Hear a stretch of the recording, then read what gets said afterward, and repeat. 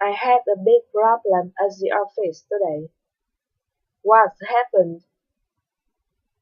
I could not use my computer all day. Was it because of virus? Yes, I opened a file that had a virus.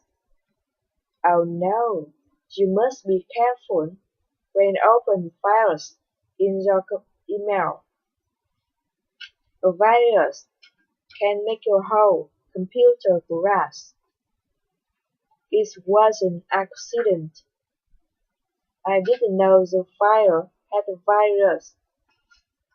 I'll be more careful next time. What did you do next?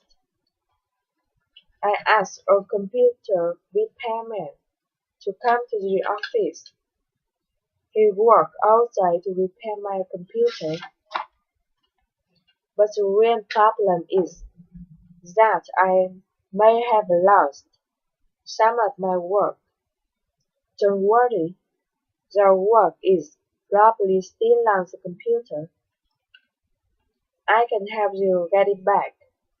Next time, make sure you have backup files, just in case it happens again.